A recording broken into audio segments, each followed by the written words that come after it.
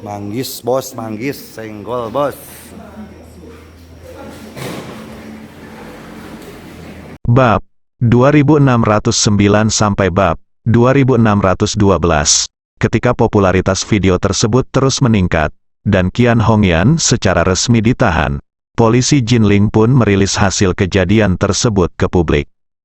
Awalnya, ketika netizen mendengar bahwa Qian Hongyan hanya dijatuhi hukuman 10 hari penahanan administratif, mereka tidak puas dengan hukuman tersebut. Namun polisi kemudian menunjukkan kepada publik sertifikat diagnosis suami dan anak Qian Hongyan. Ayah dan anak tersebut memang lumpuh di tempat tidur selama beberapa bulan, dan tidak mendapat pengobatan aktif dan efektif karena kekurangan uang. Namun saat pertama kali netizen melihat artikel ini, banyak yang skeptis. Karena dalam paparan informasi malan selanjutnya, disebutkan bahwa keluarga tersebut sebenarnya tinggal di villa kelas 1 Thomson yang terkenal, dengan harga satuan di atas 100 juta. Jadi semua orang bertanya-tanya, karena Qian Hongyan bisa tinggal di Thomson Yipin, meskipun suami dan putranya benar-benar lumpuh, bagaimana mungkin dia tidak mengobati mereka? Polisi juga segera membeberkan kepada publik hak milik villa tempat tinggal Qian Hongyan dan keluarganya, membuktikan bahwa villa tersebut bukan milik Qian Hongyan dan keluarga Xiao, melainkan milik Taipan Jiangnan Wu Donghai. Wu Donghai adalah seorang pengusaha terkenal di negaranya, dan putranya Wu Qi menjadi lebih terkenal di seluruh negeri beberapa waktu lalu. Oleh karena itu, setelah orang mengetahui bahwa villa ini adalah milik Wu Donghai dan bahwa Wu Donghai meminjamkan villa ini kepada keluarga ini, tidak ada gunanya bertanya lagi. Orang-orang yang mengetahui kebenaran masalah ini juga menerima keputusan polisi Jinling untuk menahan Qian Hongyan selama 10 hari. Polisi Jinling juga bekerja sama dengan platform video untuk memblokir secara permanen akun video pendek Qian Hongyan, membuatnya diblokir secara permanen. Siaran langsung, ini cara penanganannya pun membuat semua orang bertepuk tangan. Untuk sementara waktu, netizen di seluruh negeri memuji polisi Jinling atas efisiensi mereka. Lagi pula, hanya butuh 2 atau 3 jam sejak video tersebut dirilis, dan polisi Jinling telah menyelesaikan prosesnya dalam waktu yang singkat, waktu yang memang sangat cepat. Platform video pendek resmi juga tidak menganggur. Mereka juga dengan cepat mengumumkan keputusan penalti platform tersebut. Hal ini termasuk mengembalikan sepenuhnya pembayaran belanja konsumen, dan pada saat yang sama secara resmi meluncurkan penuntutan terhadap Qian Hongyan, yang mengharuskan dia mengembalikan semua pendapatan siaran langsung. Namun, karena Qian Hongyan telah menyia-nyiakan banyak uang yang diperolehnya, sudah pasti mustahil baginya untuk mengisi lubang tersebut. Pada saat itu, Qian Hongyan kemungkinan besar akan terdaftar sebagai penjahat oleh pengadilan karena dia tidak dapat sepenuhnya mengembalikan pendapatannya. Pelaksana yang tidak dapat dipercaya. Pada saat itu, Qian Hongyan harus menemukan cara menghasilkan uang untuk mengisi lubang ini, atau dia harus menjalani kehidupan yang sulit sebagai orang jahat. Xiao Churan melihat laporan ini dan menghela nafas tak berdaya kepada Ye Chen. Ibuku menyinggung bibi tertuaku sampai mati lagi kali ini. Kamu bilang mereka semua adalah saudara, dan mereka tinggal sangat dekat satu sama lain. Kita tidak bisa bertemu satu sama lain tanpa melihat ke atas. Betapa memalukannya hal itu di masa depan. Ye Chen tersenyum dan berkata, ini bukanlah sesuatu yang perlu kita pertimbangkan.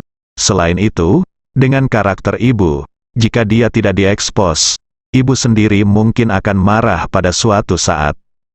Xiao Churan mengangguk ringan. Dia tahu karakter ibunya. Jika siaran langsung bibinya menjadi lebih baik dan lebih baik, mentalitas ibunya pasti akan menjadi semakin tidak seimbang. Saat ini, Malan, setelah melihat keputusan hukuman ini di ponselnya, sangat gembira dan menari dengan penuh semangat.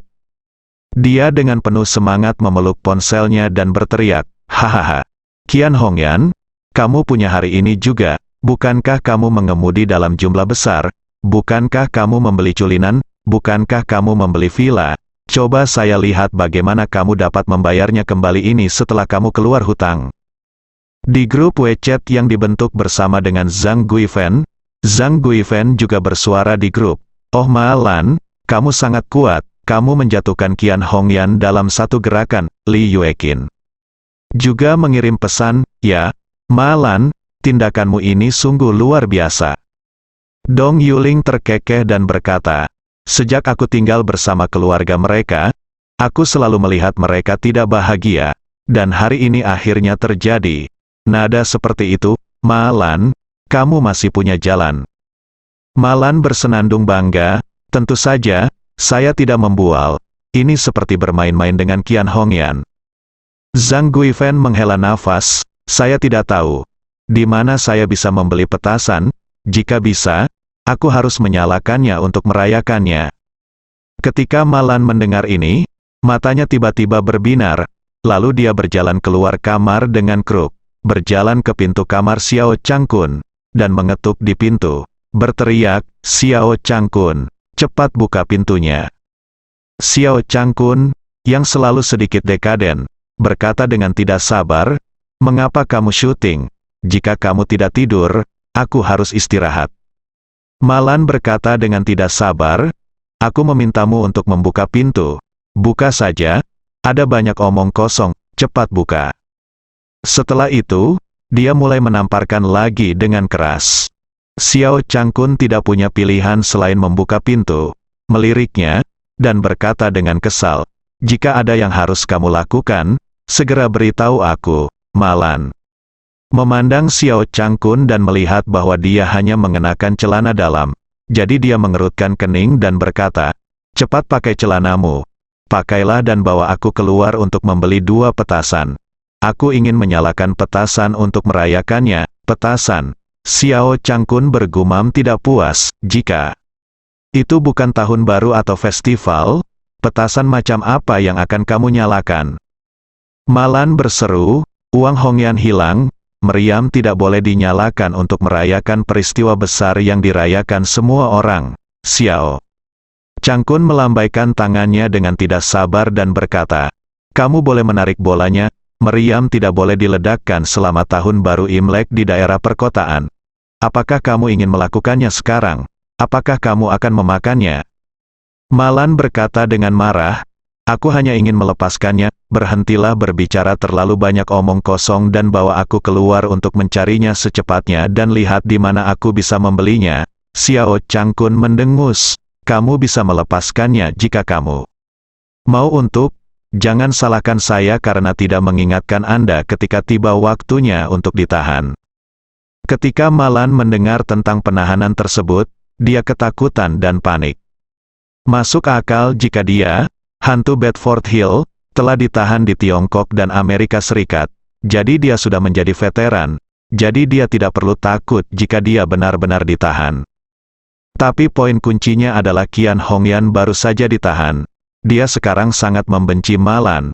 Oleh karena itu, dalam pandangan Ma Lan, jika dia benar-benar masuk dan dikurung di pusat penahanan yang sama dengannya, maka dia tidak akan melakukannya, bisa melahirkan dirinya sendiri, dikuliti hidup-hidup. Jadi Ma Lan memperingatkan dirinya sendiri di dalam hatinya, sebaiknya aku jujur selama periode ini. Memikirkan hal ini, dia sudah memutuskan untuk menyerah. Melihat ekspresinya yang suram, Xiao Changkun dengan sengaja menghela nafas dan berkata, oh, karena kamu sangat ingin melepaskannya, maka aku akan membawamu mencarinya. Setelah itu, dia mengambil celananya, mengambil kunci mobil, dan mengangkat. Dia mengenakan celananya dan berkata, ayo pergi sekarang. Ma Lan menggerakkan sudut mulutnya 2 kali, melambaikan tangannya dan berkata, oh, lupakan saja, aku tidak akan pergi. Xiao Changkun bertanya dengan wajah lucu, jangan lupakan, ya, Anda sendiri yang mengatakannya, ini adalah hal yang luar biasa yang dirayakan semua orang, bagaimana bisa dibenarkan tanpa menyalakan petasan? Setelah itu, dia melanjutkan. Saya punya teman yang sepertinya pembuat kembang api. Dia punya gudang gelap di pinggiran kota. Ahli menyembunyikan beberapa kembang api dan petasan. Ayo langsung ke sana. Aku akan memberimu 100.000 petasan, dan aku akan mengambilkanmu sekitar 2 penendang. Aku yakin ini akan meriah. Malan semakin bersemangat saat mendengar ini. Dia menggelengkan kepalanya dan berkata, "Lupakan, aku benar-benar tidak akan pergi. Sudah terlambat, aku mengantuk." Kemudian, dia melambaikan tangannya, "Apa, kamu cepat tidur? Aku akan kembali ke rumah."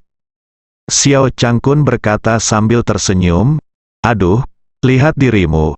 Ayo pergi, aku punya celanaku pada." Setelah Malan melepaskan ide membeli meriam untuk merayakannya, Xiao Weiwei bergegas ke kantor polisi dan membawa Xiao Changqian, Xiao Hailong dan Nyonya Xiao keluar dari kantor polisi. Malam ini, ketika Xiao Weiwei sedang mengadakan pertemuan di perusahaan, dia menerima kabar bahwa ibunya mengalami kecelakaan, jadi dia mengendarai kendaraan niaga perusahaan dan bergegas pulang. Namun sebelum dia sampai di rumah, polisi meneleponnya dan memintanya untuk pulang. Dia pergi ke kantor polisi untuk menjemput seseorang.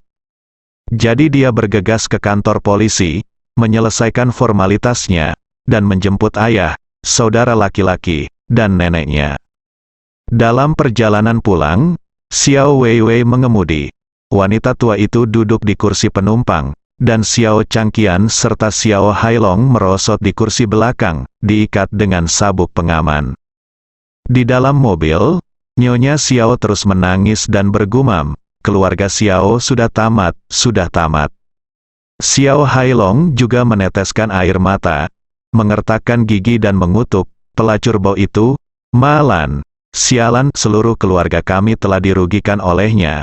Dia juga merusak kesempatan seluruh keluarga untuk menyerah." Xiao Changqian juga mengertakkan gigi dan berkata dengan dingin, "Saat aku pulih, aku pasti akan menemukan kesempatan untuk memberi Malan hapuskan itu. Jika aku tidak membalas dendam untuk ini, aku, Xiao Changqian, tidak akan pernah menjadi manusia." Xiao Hailong berkata tanpa berpikir, "Ayah, ikut sertakan aku ketika saatnya tiba. Aku ingin nyawanya." Cukup, Xiao Weiwei, yang sedang mengemudi, tiba-tiba memutar pegangan mobil.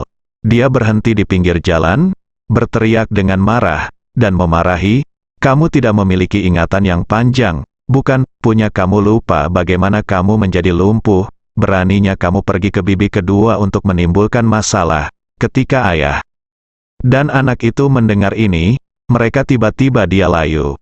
Alasan mengapa mereka lumpuh adalah karena mereka awalnya ingin mencari kesempatan untuk membalas dendam pada Malan.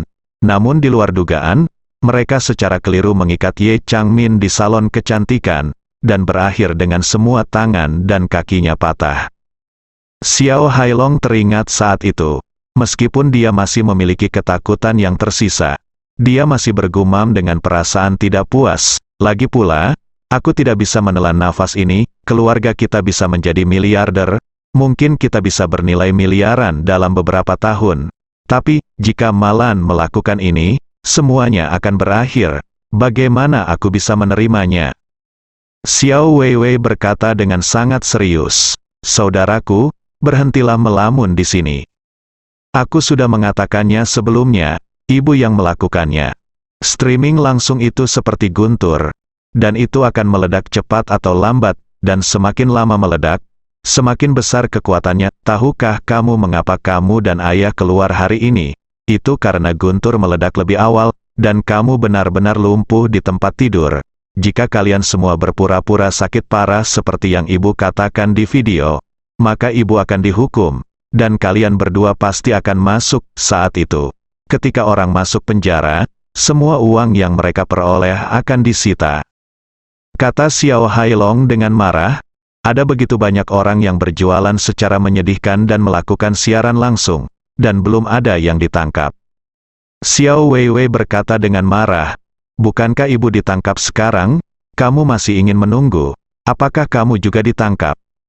Xiao Hailong berkata dengan marah, "Weiwei, aku saudaramu, kenapa kamu selalu berusaha melawanku begitu keras?"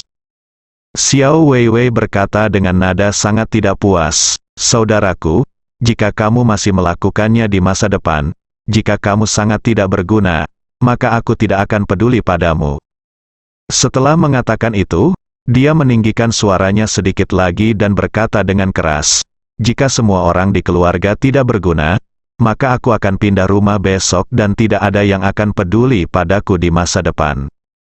Xiao Changqian buru-buru berkata, Wei Wei, jangan marah, kakakmu tidak efektif selama 1 atau 2 hari. Jangan seperti dia.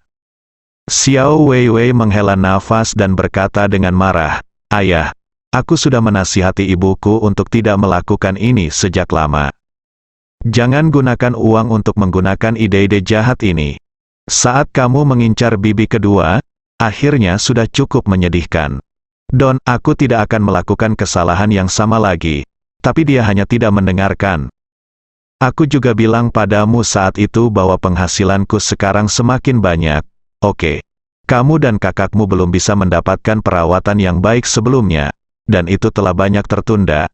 Tapi sekarang aku punya uang, aku bisa mengirimmu ke rumah sakit untuk perawatan dan pemulihan yang baik. Tapi ibu hanya ingin membuatmu tetap di sini untuk menjual siaran langsung. Sungguh tragis. Akibatnya, kalian berdua lukanya belum pulih, dan dia juga telah terlibat di dalamnya. Xiao Changqian juga menghela nafas dengan sedih. Wei Wei, kamu benar. Xiao Wei Wei terdiam sejenak. Seolah-olah dia telah membuat keputusan, tiba-tiba menghidupkan kembali mobil, berbelok ke kanan di persimpangan berikutnya di mana Anda harus lurus. Lalu berkata, lupakan, saya akan membawa kalian berdua ke rumah sakit sekarang, kalian berdua segera pulih dari cedera Anda, dan Anda bisa pergi keluar setelah kamu pulih. Cari pekerjaan yang serius. Xiao Changqian mengangguk dan berkata dengan sedih, sejujurnya, setelah terbaring di tempat tidur selama lebih dari setengah tahun, saya hampir menjadi gila. Setelah saya sembuh, saya akan pergi mencari pekerjaan. Setelah itu, dia melihat ke arah Xiao Hailong lagi dan memperingatkan, Hailong, kamu telah menganggur selama separuh hidupmu. Inilah waktunya untuk mulai bekerja keras, lalu kita akan mencari pekerjaan bersama, dan tidak ada yang bisa menganggur di pulang makan makanan keras. Xiao Hailong juga berkata mengetahui bahwa mimpinya menjadi generasi kedua yang kaya hancur. Dia hanya bisa menganggukkan kepalanya dan tersedak. Saya tahu ayah. Saya akan bekerja keras ketika saya pulih dari cedera saya. Nyonya Xiao adalah orang baik. Dia tahu uang Hongyan tidak dapat lagi berdiri sekarang. Dan dia mungkin harus bergantung pada Xiao Wei Wei di masa depan. Selain itu, melihat putra dan cucunya telah mengutarakan pendapatnya kepada Xiao Wei saat ini, ia segera berkata kepada Xiao Wei Wei, Wei Wei, mengapa nenek tidak mencari pekerjaan di supermarket, meskipun dia masih menarik kantong plastik, sedangkan untuk anakku, setidaknya aku bisa berbagi sebagian beban dengan keluarga. Xiao Wei Wei menggelengkan kepalanya dan berkata dengan serius, Nenek, tolong berhenti bekerja. Kamu sudah sangat tua, dan penghasilanku saat ini adalah cukup untuk mendukungmu. Jadi kamu bisa tinggal di rumah.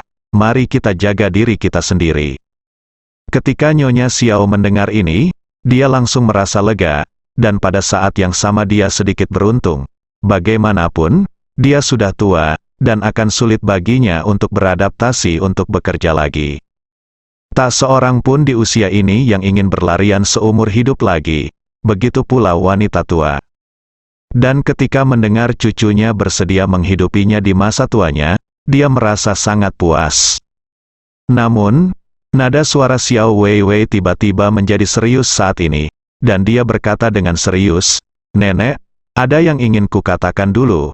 Kamu tidak boleh terlibat dalam pemikiran kecil tentang politik keluarga di rumah di masa depan. Nyonya Xiao dengan cepat berargumentasi, Wei Wei, aku tidak terlibat dalam politik keluarga apapun. Xiao Wei Wei berkata dengan serius, Nenek, keluarga Xiao kami dulunya cukup bersatu ketika kakekku masih hidup. Dia bisa dianggap sebagai semangkuk air untuk ayahku dan paman kedua. Duan Ping, kakek tidak menunjukkan preferensi apapun terhadapku, saudara laki-lakiku, atau kakak curan. Tapi setelah kakek pergi, kamu mengambil alih keluarga Xiao dan segera mulai mengisolasi keluarga paman kedua dengan orang tuaku, kakakku, dan aku. Akhirnya, keluarga berada dalam keadaan kacau. Tidak hanya satu keluarga menjadi dua, bahkan bisnis keluarga Xiao pun anjlok. Belakangan, perusahaan bangkrut dan bahkan rumah keluarga pun hilang. Akibatnya, kita sekarang tidak punya pilihan selain tinggal di bawah atap orang lain. Setelah mengatakan itu, Xiao Weiwei segera kembali ke rumah. Menambahkan, tentu saja, ini bukan tanggung jawabmu sendiri. Ayahku, ibuku, saudara laki-lakiku dan aku semuanya bertanggung jawab. Saya masih muda dan bodoh pada saat itu, dan saya melakukan banyak kesalahan terhadap Sister Churan dan saudara ipar saya. Saya telah mengambil banyak jalan memutar, untungnya, saya sekarang tahu di mana kesalahan saya, dan saya telah berubah pikiran dan memulai hidup baru. Jadi karir saya sekarang terus meningkat. Jika keluarga kami dapat menyadari kesalahan yang kami buat dan memperbaikinya di masa depan, kami akan menjadi lebih baik di masa depan. Hari-hari pasti akan lebih baik dan lebih baik. Nyonya Xiao tampak malu, tetapi juga berkata dengan sedikit marah, ketika saya menargetkan keluarga paman kedua Anda, itu terutama karena gadis Churan itu penuh dengan pemberontakan. Saya sudah membiarkan dia dan Ye Chen dia menang begitu saja. Jangan dengarkan perceraiannya. Xiao Weiwei segera berkata dengan dingin. Untungnya, saudari Churan tidak mendengarkanmu. Jika dia mendengarkanmu dan menceraikan Marven dan menikahi Zhang Wenhao, maka dia mungkin seperti kita sekarang. Tidak ada yang tersisa, meskipun keluarga Zhang pada awalnya makmur, namun sudah bangkrut, bukan berarti Anda tidak mengetahui hal ini. Dan lihat betapa bahagianya Suster Churan sekarang. Villa tempat mereka tinggal bukanlah sebuah amal atau dipinjamkan kepada mereka untuk tinggal sementara. Ya, dan kakak iparku juga merupakan sosok terkenal di Aurus Hill. Dengan adanya dia, tidak ada seorang pun di keluarga Sister Churan yang berani menindasnya. Saat dia berbicara, Xiao Weiwei tersedak dengan mata merah. Saya dulu mendengarkan Anda. Tetapi lihat berapa banyak jalan memutar yang saya ambil karena Anda. Awalnya Anda meminta saya untuk mengikuti Wang Yunfei. Tetapi Wang Yunfei menendang saya. Dan kemudian kamu memintaku untuk mengikuti Xiao Yiqian lagi. Tetapi pada akhirnya, reputasiku hancur, sehingga tidak ada yang mengejarku sampai sekarang. Ibuku akhirnya melarikan diri dari tambang batu bara hitam. Dan kamulah yang memimpin isolasi dia dan menghinanya, sehingga selangkah demi selangkah keluarga kita kamu berakhir seperti ini. Semua ini membuktikan bahwa kamu tidak memiliki kemampuan untuk mengambil alih keluarga Xiao. Wajah Nyonya Xiao memerah karena malu, dan dia ingin membuka celah di tanah dan masuk. Xiao Weiwei menyeka air matanya saat ini dan berkata dengan sangat tegas, mulai hari ini, saya memiliki keputusan akhir dalam segala hal tentang keluarga Xiao. Saya harap Anda menyingkirkan pikiran itu dan berhenti membuat masalah. Selama Anda bisa hidup kehidupan yang tenang dan membumi, aku pasti akan menafkahimu di masa tuamu. Namun jika kamu masih mengurusi hal-hal yang kamu miliki dan tidak miliki, maka maafkanlah aku, meskipun kamu sampai ke pengadilan untuk menuntut aku tidak akan mendukungmu lagi. Nyonya Xiao terkejut dengan kekuatan Xiao Weiwei, dan dia tidak bisa menahan rasa dingin di punggungnya. Dia terkejut karena dia tidak menyangka bahwa Xiao Weiwei, yang selama ini tidak memiliki pendapat independen dan selalu dipimpin olehnya, akan menjadi semakin agresif setelah menduduki posisi manajer di perusahaan etiket. Jelas bahwa sebuah keluarga orang-orang harus mendengarkannya mulai sekarang. Adapun rasa merinding di punggungnya, itu karena dia menyadari hari ini bahwa Xiao Weiwei tidak pernah memaafkannya atas perbuatannya. Alasan mengapa dia tidak peduli pada dirinya sendiri atau berpikir tentang hal itu, alasan utama untuk membalas terhadap diriku sendiri adalah karena aku lebih tua. Namun maksud perkataan Xiao Weiwei sudah sangat jelas. Jika ia terus mengandalkan usia tuanya, ia benar-benar akan menjadi tunawisma. Nyonya Xiao bukan orang bodoh, dia tahu bahwa dalam sebuah keluarga, siapapun yang mempunyai suara dalam hal uang, dia juga yang mempunyai suara dalam seluruh keluarga. Ia sudah tua dan tidak memiliki aset, bahkan menghidupi dirinya sendiri pun menjadi masalah. Dalam keadaan seperti itu, mustahil baginya untuk terus memimpin keluarga Xiao. Dan jika saya ingin hidup tanpa kekhawatiran tentang makanan dan pakaian, tentu saja saya tidak bisa membuat marah Xiao Weiwei, cucu saya. Jadi, dia hanya bisa mengungkapkan posisinya dengan jujur. Weiwei, jangan khawatir, nenek bukan lagi nenek seperti dulu. Di masa depan, nenek tidak akan pernah melakukan apapun yang tidak baik atau buruk. Dari sekarang, semua yang ada di keluarga ini akan didengarkan. Kamu. Xiao Weiwei melihat sikap tulus wanita tua itu, dan kemarahan di wajahnya mereda. Dia mengangguk dan berkata, "Nenek, aku akan mengirim ayahku dan saudara ke rumah sakit hari ini. Rumah sakit akan memintamu untuk merawat mereka. Ini tidak realistis. Kamu dapat beristirahat di rumah selama beberapa hari ke depan. Saya akan meminta staf perawat untuk merawatmu di rumah sakit. Setelah ibu keluar, aku akan meminta ibu pergi ke rumah sakit untuk membantu." Nyonya Xiao yang tua juga tahu bahwa dalam situasinya, apalagi aku pergi ke rumah sakit untuk merawat putra dan cucuku.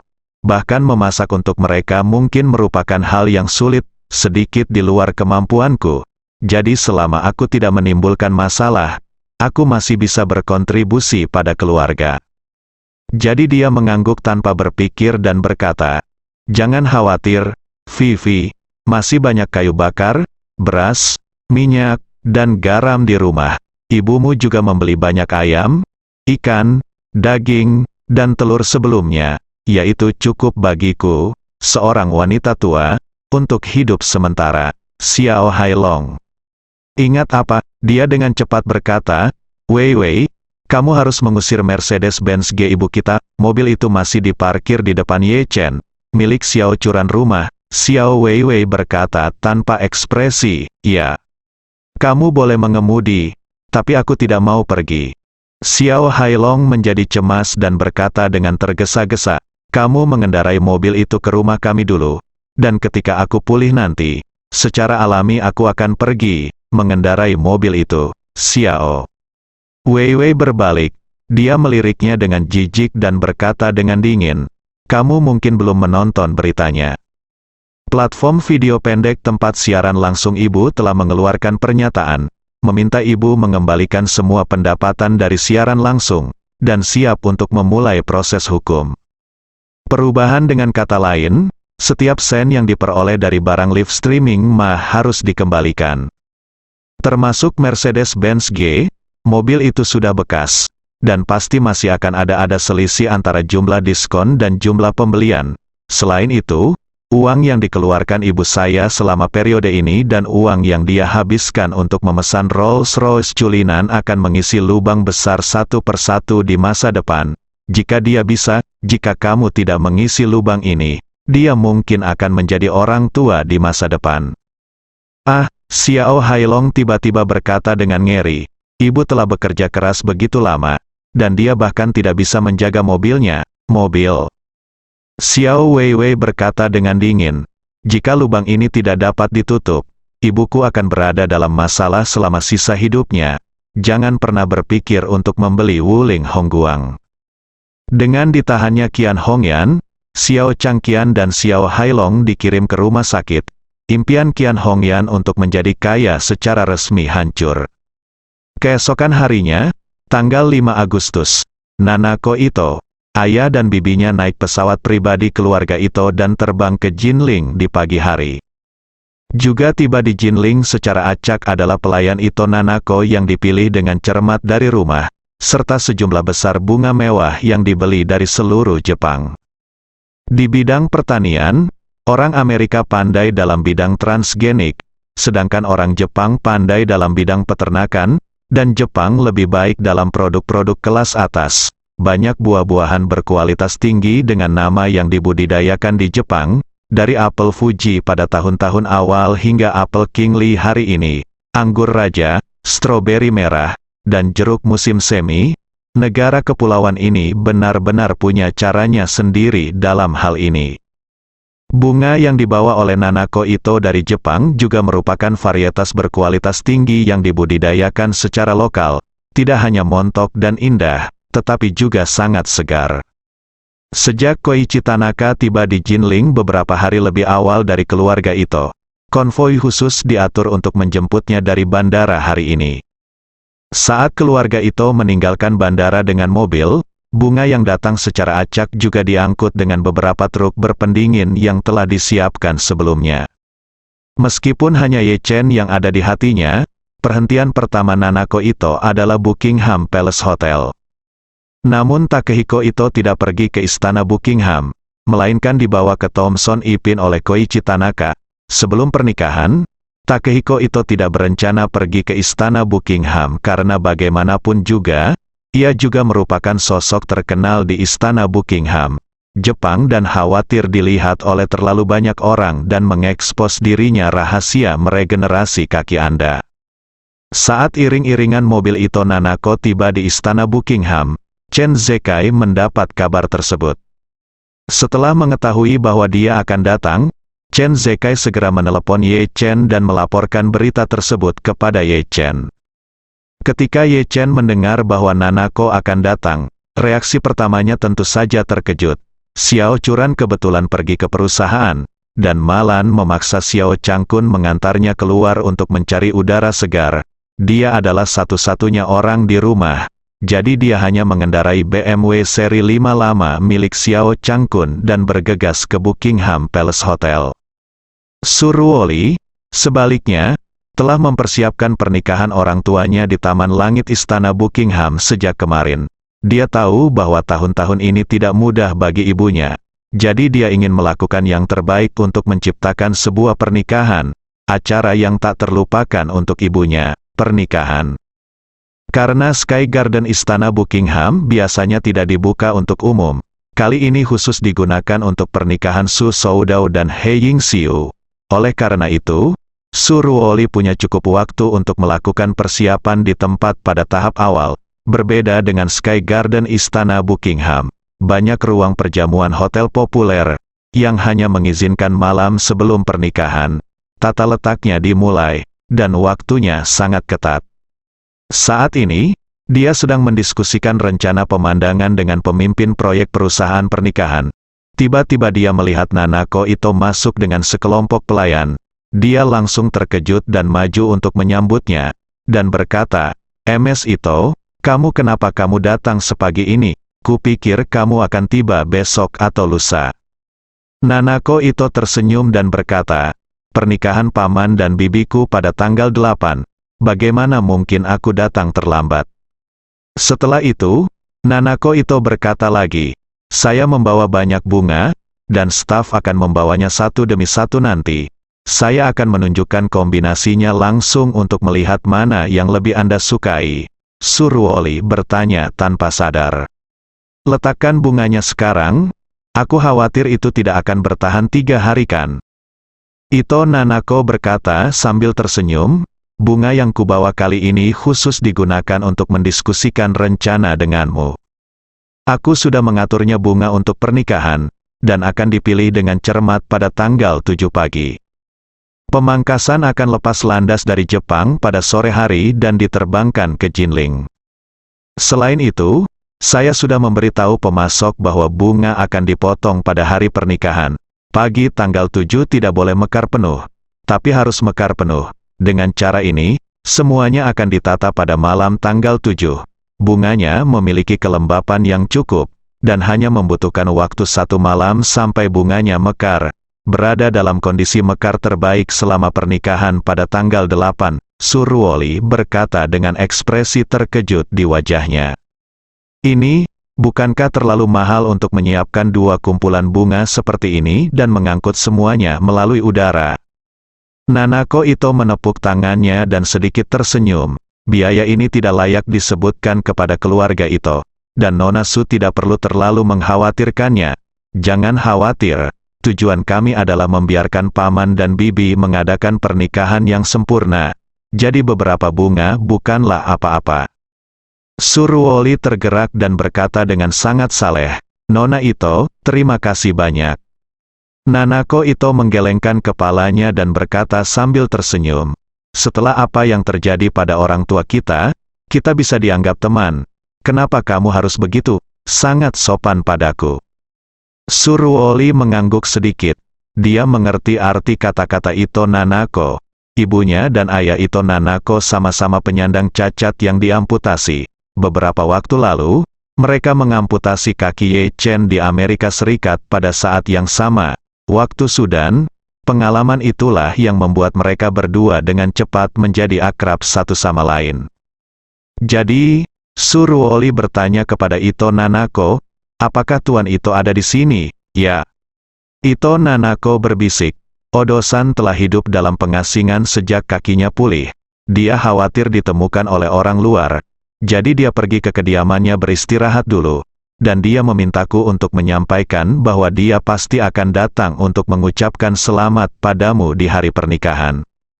Setelah itu, dia bertanya pada Suruoli, apakah Bibi He ada di sini? Suruoli berkata sambil tersenyum, Bu ada di hotel. Dia mencoba gaun pengantin di kamarnya. Nona Song mengatur agar seorang desainer datang ke sini untuk membuatkan gaun pengantinnya. Tuan Chen mengatur kamar presidensial untuk memfasilitasi persiapan pernikahan dalam beberapa hari terakhir. Nanako Ito mengangguk dan tersenyum. Tidak apa-apa. Kenapa? Bibi, jaga dirimu baik-baik, dan serahkan upacara pernikahan kepada kami junior untuk mendekorasinya. Suruoli mengangguk sedikit, lalu bertanya pada Nanako Ito, ngomong-ngomong, Nona Ito, apakah Anda memberitahu Tuan Ye sebelumnya ketika Anda datang hari ini? Tidak, ya. Ito Nanako berkata dengan sedikit malu-malu, Ye Chen Jun pasti sibuk di hari kerja, jadi aku tidak memberitahunya sebelumnya. Suruoli tersenyum dan berkata, bahkan jika kamu tidak memberitahunya, Tuan Chen akan segera memberitahunya. Sial, Tuan Ye sangat menghargaimu. Mungkin dia sedang dalam perjalanan ke sini sekarang. Ito Nanako tersipu dan berkata, bagaimana bisa? Menurutku Ye Chen Jun juga sangat menghargaimu. Suruoli juga sedikit malu. Nanako Ito memandangnya dan bertanya dengan berpura-pura penasaran. Benarkah apakah kamu hanya seorang bawahan? Suruoli berkata dengan tidak wajar sejenak. Benar-benar hanya seorang bawahan. Tuan Ye telah menyelamatkan saya berkali-kali dan banyak membantu saya, jadi tentu saja saya akan selalu mengikutinya. Dia memiliki banyak orang di sekitar saya untuk membalas budinya baik padaku. Jadi wajar saja aku adalah bawahannya. Nanako Ito mengangguk sedikit dan berkata sambil tersenyum, sebenarnya aku semakin iri padamu. Sebagai bawahannya, setidaknya aku bisa sering melihatnya. Berbeda denganku, itu tidak mudah melihatnya. Suruoli sedikit terkejut ketika mendengar ini. Awalnya, dia iri pada Nanako Ito, lagi pula, siapapun dengan mata yang tajam dapat melihat bahwa meskipun Ye Chen memiliki banyak orang kepercayaan, dia memiliki preferensi khusus padanya. Namun jika dipikir-pikir baik-baik, apa yang dikatakan Nanako Ito masuk akal. Dia biasanya tinggal di Jepang, dan sangat tidak mudah untuk bertemu Ye Chen. Tidak seperti dirinya, dia berada di Aurus Hill, jadi dia memiliki lebih banyak kesempatan untuk bertemu Ye Chen. Saat dia menghela nafas di dalam hatinya, suara sepatu hak tinggi terdengar, dan Suziu, yang sangat cakap dalam pakaian profesional, masuk dengan cepat. Ketika Suruoli melihatnya datang, dia segera berkata kepada Nanako Ito, Nona Ito, adikku ada di sini. Kamu dan dia harusnya saling kenal, kan? Nanako Ito tersenyum dan mengangguk. Kami saling kenal, bagaimanapun juga. Kami keduanya ada di permukaan. Dia adalah pemegang saham e-shipping. Suziu dengan cepat berjalan ke arah Suruoli.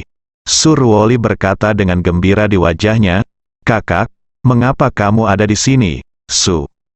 Ziyu berkata sambil tersenyum, ayah jika kamu ingin menikah, aku, putrinya, harus datang. Setelah mengatakan itu, dia memandang Ito Nanako dan tersenyum. Nona Ito ada di sini, sudah lama tidak bertemu. Ito Nanako mengangguk dan tersenyum. Nona Su, lama tidak bertemu. Suziyu melihat sekeliling dan bertanya pada Suruoli, Ruoli, bukankah ayah ada di sini? Suruoli berkata dengan canggung, baiklah, ayah ada di kamar presidensial, menemani ibuku. mencoba gaun pengantin. Su Ziyu mengangguk sedikit dan bertanya, apakah Tuan Ye ada di sini? Tidak. Su Ruoli menggelengkan kepalanya dan bertanya padanya, kakak, apakah kamu ada hubungannya dengan Tuan Ye? Su Ruoli menggelengkan kepalanya. Ziyu mengerucutkan bibirnya dan berkata dengan sedikit ketidakpastian di dalam hatinya, saya datang ke Tuan Ye karena saya ingin memintanya untuk memberikan kesempatan kepada saudara laki-laki saya untuk kembali ke pernikahan. Kakakku masih dalam perjalanan sujud, dan ayahku akan menikah. Sebagai anak tertua, dia harus hadir. Tapi saya tidak tahu apakah Tuan Ye akan setuju. Begitu dia selesai berbicara, dia mendengar suara familiar yang sering terdengar berulang kali dalam mimpinya. Karena Nona Su ingin Su Zifei datang ke pesta pernikahan, maka saya akan mengatur seseorang untuk menjemputnya.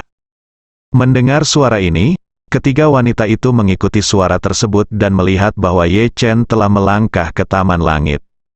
Ekspresi ketiga wanita itu secara tidak sadar bersemangat saat ini. Namun, karena mereka tahu bahwa Ye Chen sedang membicarakan saudara Su Ziyu, Su Ruoli dan Ito Nanako hanya tersenyum pada Ye Chen dan tidak berbicara.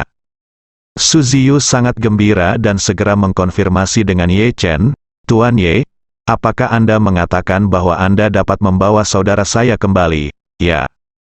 Ye Chen mengangguk dan berkata dengan tenang, tetapi itu hanya untuk menghadiri pernikahan. Setelah pernikahan, dia akan melanjutkan hukumannya yang belum selesai. Su Ziyu bertanya tanpa sadar, kalau begitu, Tuan Ye, jika saudara laki-lakiku kembali untuk menghadiri pernikahan, setelah pernikahan, dia akan tetap kembali ke tempat dia dipilih. Sebelumnya, apakah lebih baik kembali atau memulai dari awal? Ye Chen tersenyum dan berkata, tentu saja dia akan kembali ke tempat asalnya. Bagaimana saya bisa membiarkan dia memulai dari awal? Su Ziyu menghela nafas lega dan berkata dengan penuh rasa terima kasih. Terima kasih Tuan Ye atas kemurahan hati Anda, maka saya akan mengatur seseorang untuk menjemputnya sekarang. Ye Chen melambaikan tangannya, saya akan membiarkan Chen Zekai menjemputnya. Pasukan Chen Zekai mengawasi pergerakan saudaramu dan dapat membawanya kembali kapan saja.